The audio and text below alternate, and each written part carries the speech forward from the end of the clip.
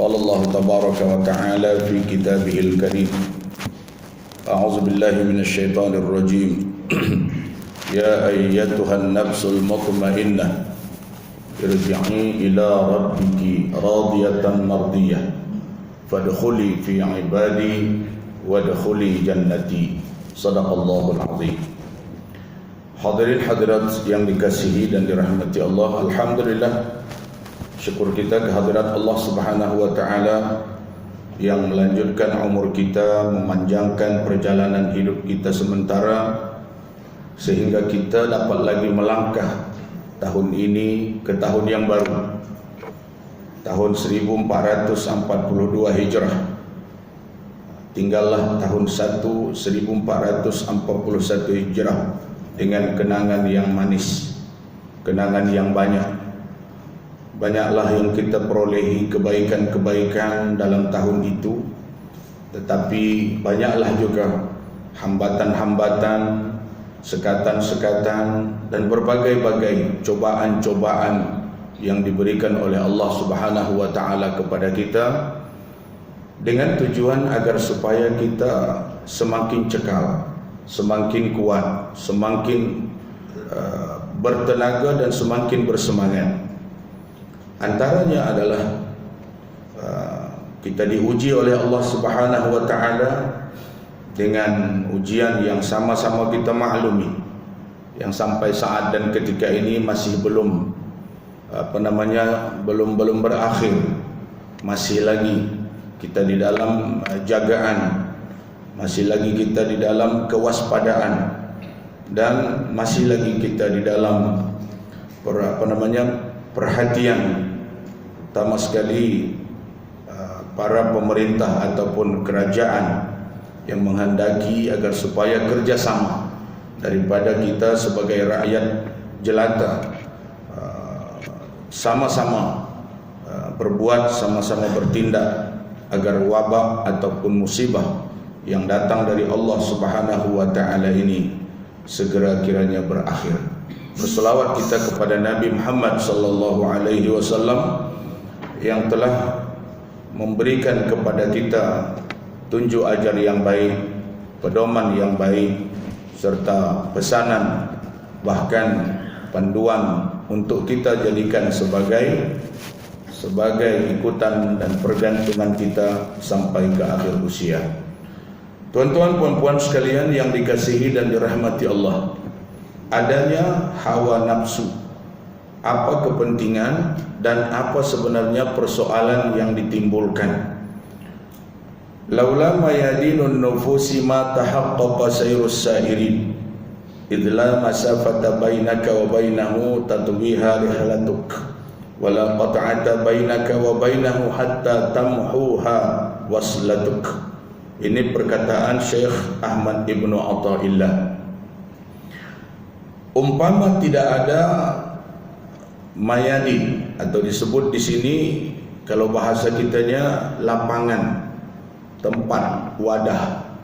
Umpama tidak ada wadah bagi nafsu, pasti tidak jelas perjalanan orang menuju Allah Subhanahu wa taala. Karena tidak ada yang negatif, tidak ada yang positif. Dari mana datangnya positif daripada negatif? Mana kita tahu baik kalau tak ada jahat? Mana kita tahu kesempurnaan kalau tidak ada kekurangan? Mana kita tahu sehat kalau tidak ada sakit? Mana kita tahu untung kalau tidak ada rugi? Dan seterusnya. Oleh kerana tidak ada jarak antaramu dengan Allah Subhanahu wa taala yang dapat ditempuh dengan kenderaan. Tidak ada jarak. Cuma kita yang selalu mengatakan kita jauh daripada Allah, padahal tak ada jarak pun. Dan tidak ada pemutusan ataupun tidak ada pemisah antara engkau dengan Allah Subhanahu wa taala, kecuali hubunganmu sendiri yang menghapusnya. Kamu sendiri yang meletakkan kedudukan dirimu jauh kononnya daripada Allah Subhanahu wa taala. Hadirin sekalian, menuju Allah bukan perjalanan yang mudah dan tidak mulus. tentulah ada hambatan. Kita nak pergi kepada satu keadaan yang sangat sempurna. Kita akan menghadap Allah yang maha sempurna. Yang dengki ni, yang tak suka ni, banyaklah. Utama sekali kalau kita nak sebut, yang terkenal sekali adalah syaitan yang telah berjanji menghalang kita untuk kita dekat, untuk kita bersama dengan Allah Subhanahu wa taala. Kerana dia sudah dilaknat oleh Allah dan dia sudah tidak lagi dibenarkan untuk bersama-sama dengan Allah seperti mana sebelumnya. Kerana itulah maka agama ini perlu untuk kita jadikan sebagai alat agar kita tidak terlencong atau agar kita terselamat daripada godaan-godaan yang pasti. Kerana itu maka dia kata tidak mudah dan tidak mulus jalan. Banyak rintangan, banyak halangan, banyak hambatan, banyak percobaan dan banyak permainan-permainan yang melekakan, yang melalaikan, yang menjadikan kita lupa apa sebenarnya tujuan dan matlamat kehidupan kita. Orang boleh berjalan cepat dan orang boleh berjalan lambat, atau juga boleh merangkak, tapi rintangan menuju Allah Subhanahu wa taala pasti ada. Tuan-tuan dan puan-puan sekalian yang dikasihi dan dirahmati Allah, Allah Subhanahu wa taala tidak menentukan dan tidak menetapkan seberapa lama kita akan sampai kepadanya. Rasulullah tidak meletakkan target. Tetapi kita masing-masing hendaklah mengerti dan mengetahui bahwasanya untuk sampai kepada Allah Subhanahu wa taala artinya untuk kita merasa jiwa kita tenang bila beribadah. Itu artinya sampai. Adakah itu sudah kita rasai ataupun kita masih lagi gelisah atau kita masih lagi merasa bahwasanya perjalanan kita dalam ibadah untuk sampai kepada Allah merasa tidak selesa atau keadaan ada unsur-unsur terpaksa yang menjadi penghalang, yang menjadi penghambat kita untuk sentiasa merasa bahawa kita adalah hamba Allah yang mesti berhubungan dengan pencipta. Rintangan yang besar dalam perjalanan menuju kepada Allah adalah hawa nafsu. Pertama kita sebut tadi syaitan, rupanya ada lagi yang lebih besar, yaitu hawa nafsu. Hawa nafsu itu ada dalam tubuh kita. Kita tidak boleh menghapuskannya, tetapi kita tidak boleh memeliharanya, dan kita mesti memeranginya dan melawannya. Orang yang memelihara hawa nafsu artinya orang yang tidak menghiraukan tentang hubungannya dengan Allah Subhanahu wa taala. Kerana memelihara hawa nafsu memberinya berbagai-bagai kesempatan dan bahkan memenuhi hasrat dan keinginan. Itu namanya memelihara. Apa saja kehendak hawa nafsu diturunkan, itu artinya memelihara. Support terhadap hawa nafsu tadi. Di dalam pelajaran ilmu tasawuf, bahawa hawa nafsu ini jangan diberi pertolongan. Halang dia, kehendak-kehendaknya kita halang. Yang sebaik-baiknya biarkan keinginannya, tetapi kita tundukkan dia. Artinya kemahuan-kemahuan itu kita ikuti dengan tidak membiarkannya menundukkan kita, tetapi kita yang mesti menundukkan dia. Misalnya di dalam beribadah, kita nak juga tempat yang selesa kalau boleh, supaya kita lebih lama, lebih tahan, dan tidak merasa ia merupakan satu tekanan dan siksaan seperti yang kita sedang alami ketika ini. Suasana pagi dengan tempat yang selesa, alhamdulillah, dengan keadaan yang tidak panas. Ini menunjukkan bahwasanya kita juga memerlukan hawa nafsu, tetapi jangan diberi kepadanya kesempatan untuk mengalahkan kita. Tujuan kita untuk berada di tempat ini pun untuk kita beribadah. Artinya biarkan kehendaknya, tapi kita jalankan tanggung jawab kita dengan penuh sempurna. Tidak ada salahnya untuk menyempurnakan ibadah dengan menggunakan kehendak hawa nafsu. Hawa nafsu ini kita tidak sejuk, kita tidak tenang, itu hawa nafsu. Tetapi takutnya kita nanti dengan kita mengikutkan hawa nafsu, kita terhambat daripada mendapat yang lebih baik. Misalnya ini mungkin saja kita terlena misalnya kan ya. Kita terlena. Itu kan hawa nafsu. Kenapa terlena? Karena seronok, sedap, selesa. Nah, inilah yang perlu kita mujahadahkan. Inilah yang perlu kita tentang. Ini yang perlu kita lawan.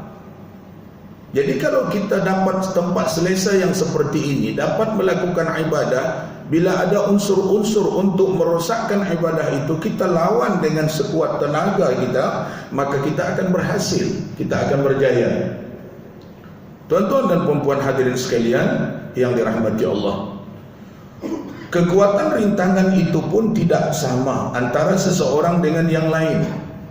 Ya, ada orang yang sanggup melawan rintangan itu dengan mudah. Misalnya ia belum makan, terasa perutnya sakit. Ada orang yang tak tahan, tak boleh tahan. Apabila sudah terasa sakit, dia mesti nak mengisi. Ada orang yang walaupun lapar, tapi dia boleh menahankan beberapa jam kemudian. Kemampuan seseorang itu tidak sama. Begitu juga dalam beribadah. Tidak sama kekuatan orang dalam beribadah. Ada orang yang tahan lama kelihatan, tapi sudah masuk ke dalam unsur-unsur paksaan. Ada orang yang tahan lama, tapi bukan ada paksaan, kerelaan, terasa ringan. Dan ada orang yang langsung tidak tahan. Jadi tingkatan kemampuan manusia untuk bertahan dalam keadaan ini sudah tentu tidak sama, ya, berbeza-beza. Karena itulah maka Allah Subhanahu wa taala menyediakan pahala tidak sama. Bahkan menyediakan tempat kediaman nanti insya-Allah di surga juga tidak sama. Ada 7 tingkatan, ada 8 tingkatan surga yang disediakan Allah Subhanahu wa taala. Tak sama keindahan, tak sama keselesaan, tak sama kelengkapan, kesempurnaan dan lain-lain. Sebab itu ada orang yang minta kalau boleh dapat surga Firdaus. Firdaus. Sebab ini telah diperkenalkan oleh Nabi sallallahu alaihi wasallam antara tingkatan surga yang terbaik. Sebab itu maka ahli-ahli sufi di antaranya ada untayan kalimat-kalimat yang popular kita dengar, ilahi lastu lil firdausi ahla. Kenapa dia tak sebut ilahi lastu lin na'im li jannatin na'imi ahla, misal kata, atau lidaris salami ahla, misal kata, atau lidarin na'imi ahla. Tapi tak, ilahi lastu lil firdausi ahla, artinya tingkatan surga yang menjadi idaman, yang menjadi buruan, yang menjadi keinginan setiap orang yang melakukan ibadah kepada Allah Subhanahu wa taala. Bergantung kepada manusia yang menjalankannya, berat ringannya rintangan seimbang dengan ringannya amal ibadah kita sendiri. Rintangan itu akan terasa ringan kalau ibadah kita itu berterusan, tak berhenti. Tetapi rintangan itu akan berat jika kita berhenti, coba lagi, ulang lagi, berhenti lagi, ulang lagi, berhenti lagi. Macam kita buat bisnis juga. Kalau kita tidak fokus kepada satu bisnis, kita tidak tahan, kejap kita berhenti, start lagi, berhenti lagi, start lagi, berhenti lagi, start lagi. Ini sebetulnya bebanan. akan membebankan kita, akan menekan kita. Sebab kita setiap kali memulakan, kita mesti nak menyediakan fasiliti yang lengkap, berbanding dengan kalau kita lanjut saja setakat nak menambah baik, menambah banyak, menambah selesa. Kerana itu yang banyak berjaya adalah orang yang meneruskan bisnisnya dengan satu perkara saja. Yang jadi jutawan ke, yang jadi apa itu je, dia tak fikir lain, satu perkara saja.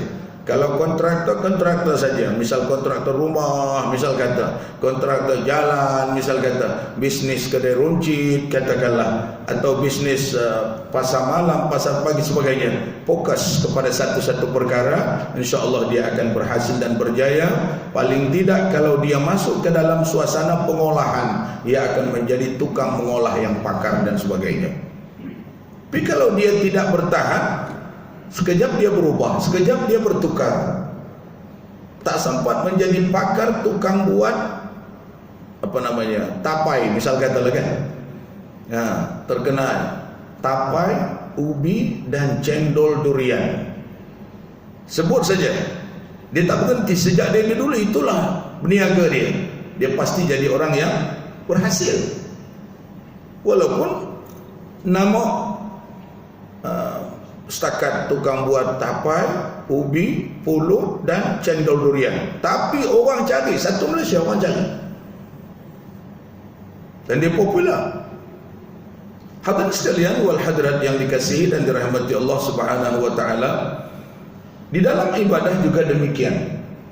Ya, di dalam ibadah, apabila kita telah meresapkan sedalam-dalamnya, memahami sedalam-dalamnya tentang ibadah yang kita lakukan, maka akan timbul perasaan seronok sebab kita tak berubah-ubah. Katakanlah kita fokus kepada zikir, membanyakkan zikir, di mana-mana kita zikir tak pernah tinggal. Sama ada zikir itu sebutan-sebutan yang selalu kita buat, seperti subhanallah wa bihamdihi subhanallahil azim, itu disebut oleh Nabi sallallahu alaihi wasallam kalimatani khafifatani fil lisan saqilatani fil mizan wa habibatani ila rahman.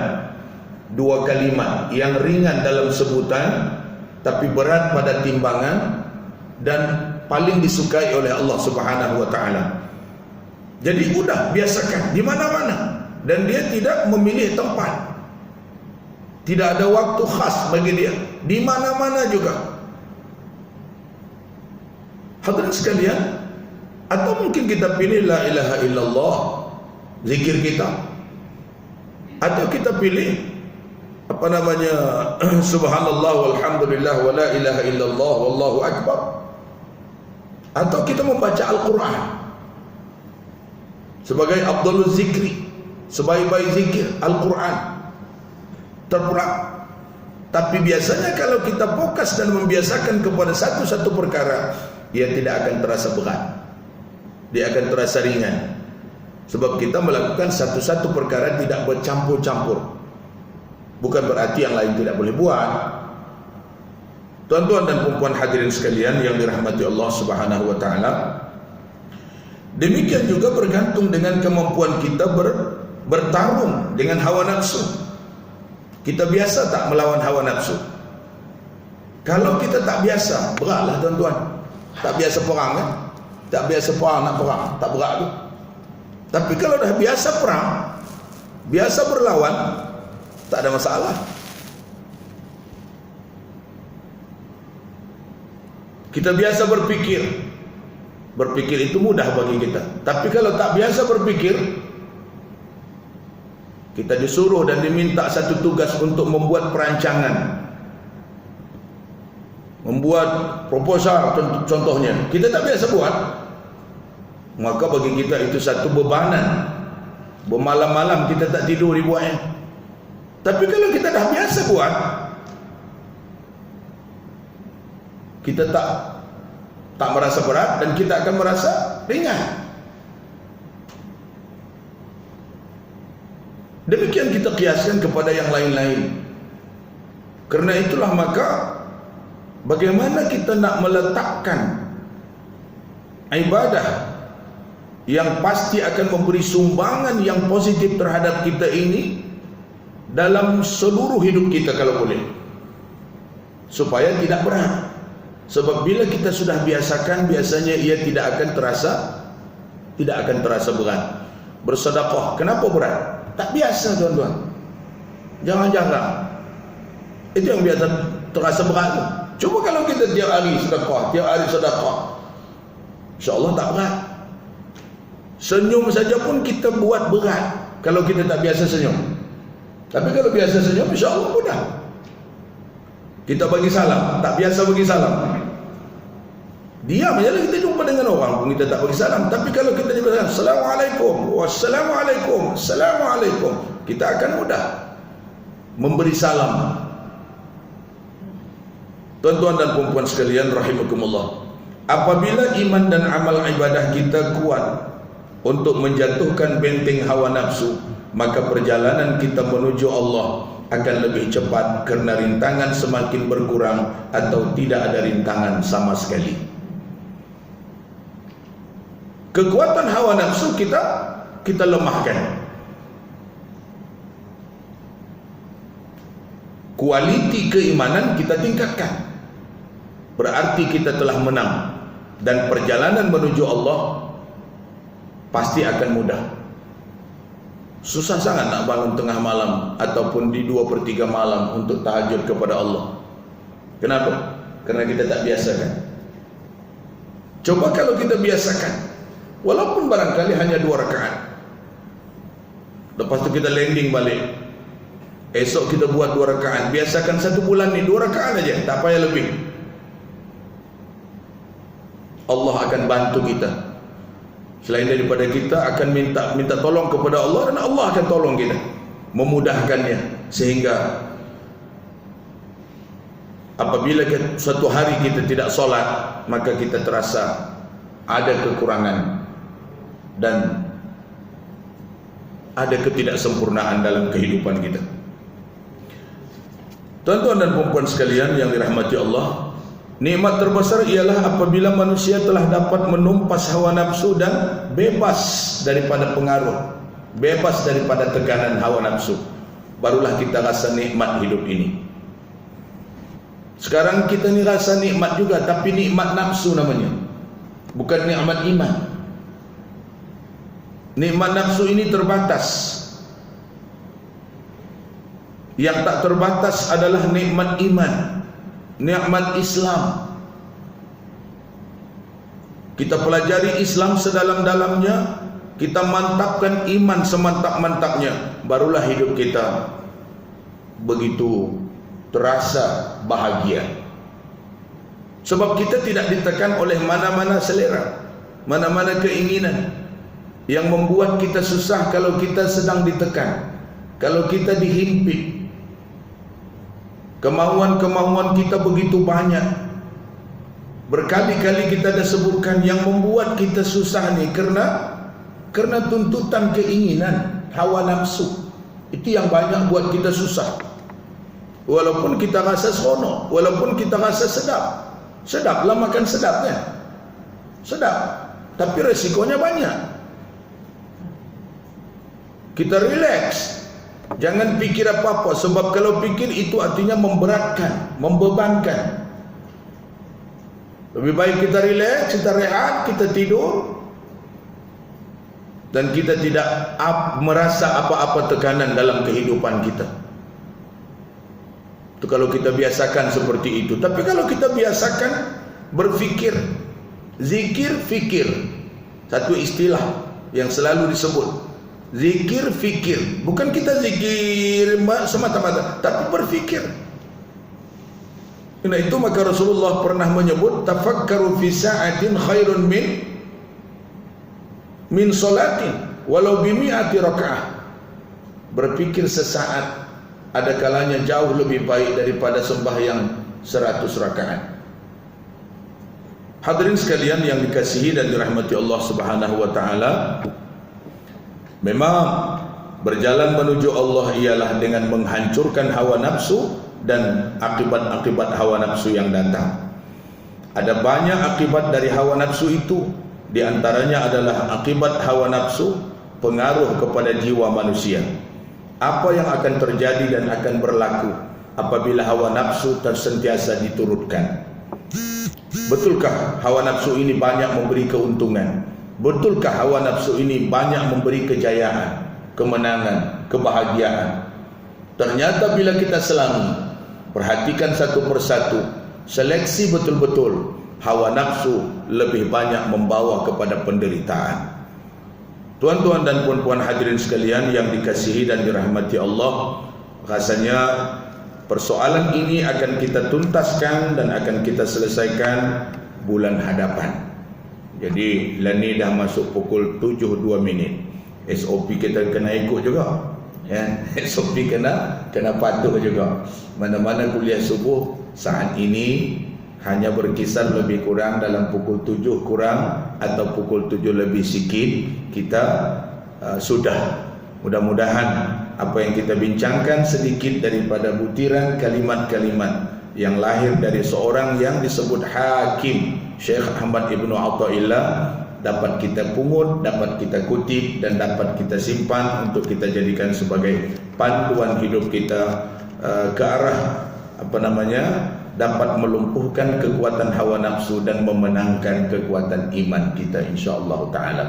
Jadi marilah sama-sama kita berazam, sama-sama kita terus bertekad untuk kita dapat membebaskan diri daripada ikatan hawa nafsu, terutama sekali ketika kita sedang berperang melawan wabak. Banyak-banyaklah banyak perkara yang kita hadapi, rintangan-rintangan yang kita rasai. Tetapi jangan lumpuh, jangan merasa mengalah. Kita tetap mesti menang dalam ukuran yang disebutkan oleh Allah Subhanahu wa taala, wala tahinu wala tahzanu wa antumul a'launa in kuntum mu'minin. Jangan kamu pernah merasa kamu itu hina dan rendah, dan jangan suka berduka cita melampau-lampau karena kekurangan, karena ketidakmampuan, karena kehilangan orang yang dicintai, dan karena kemerosotan. Kenapa? Sebenarnya kamu adalah orang yang hebat. Wa antumul a'lau in kuntum mu'minin. Itu pun kalau kamu percaya ataupun kalau kamu yakin. Mudah-mudahan kita semakin yakin terhadap ketentuan Tuhan. Jadilah kita insya-Allah menjadi orang yang hebat di sisi Allah Subhanahu wa taala. Demikian, semoga bermanfaat. Aqulu qawli hadza wa astaghfirullahal azim li wa lakum. Wassalamu alaikum warahmatullahi wabarakatuh. Bismillahirrahmanirrahim. Alhamdulillahirabbil alamin, wassalatu wassalamu ala asyrafil mursalin wa ala alihi washabbihi ajma'in. Allahumma aghnina bil ilmi wa zayyinna bil hilmi wa akrimna bit taqwa wa jammilna bil afiyah waj'al jam'ana hadza jam'an marhuma wa tafarruquna tafarruqan ma'suma. Wahdina siratakal mustaqim wahdina subulas salam. Allahumma a'inna ala zikrika wa syukrika wa ta'atika wa husni ibadatik. Wa sallallahu ala sayyidina Muhammadin wa ala alihi wa sahbihi ajma'in. Walhamdulillahi rabbil alamin. Taqabbalallahu minkum.